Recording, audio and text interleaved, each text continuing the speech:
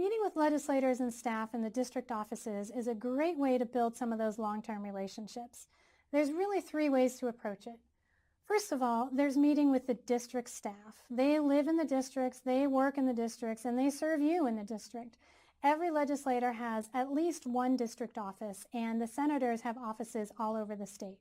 The best way to find those offices is to go to their websites at house.gov and senate.gov. There's usually a Contact Me tab, and they'll have the phone numbers and the addresses for those offices. The district staff are there to get to know the people in the community. They want to meet with businesses. They want to meet with advocacy groups. They want to meet with individuals, anyone who has a connection, a policy connection to Washington, D.C. Even if you don't have a policy connection, they're still interested in working with you to see if there's any way that they can help you out. And speaking of helping you out, in district offices, there are people called caseworkers. And the caseworkers get all the questions from constituents, even some shocking ones that you might not think of, like, should I file my tax return and should I buy this house?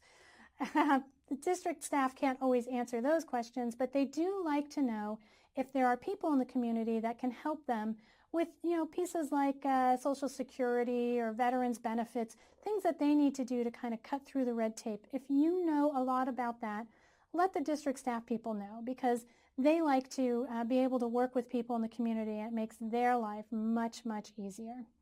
Now, another approach is to work with the DC staff people.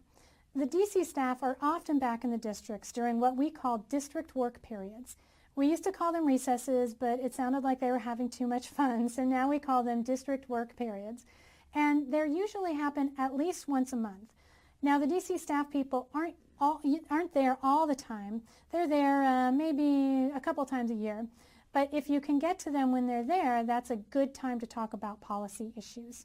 The best way to kind of figure out whether you can do that or not is after you've talked with a DC staff person, learned who the person is that handles your issue, simply call them and ask, when's the next time they're going to be in the district? Or you can email them. It's really not rocket science. You just want to see if they're going to be there, and you can meet with them, because it sends a powerful message that you care enough about your policy issue to actually sit down with them and have a discussion about it. A third approach is to try to get to a meeting with the legislator. Now, a meeting with the legislator is good. Like I said earlier, sometimes the meetings with the staff people are more substantive, but the legislators usually have a little bit more time when they're in the districts. So they can get to know you, they can get to know the other people that are impacted by the issue, and they usually have a staff person with them who is a person you can communicate with on an ongoing basis. The best way to find the legislator is to call the office and ask for the scheduler. They might have a separate DC and local scheduler, and just go through the process that they tell you to try and set up a meeting. They'll often want you to send in a request, and that's because they have dozens and dozens and dozens of requests that they get per day. So that's the easiest way to keep track of them. And when I say send in, I mean by email. They're that sophisticated now. So those are some strategies for trying to set up local meetings with your legislators or their staff people. Again, it's a really, really good way to demonstrate that you care enough about an issue to connect with them about it on an ongoing basis.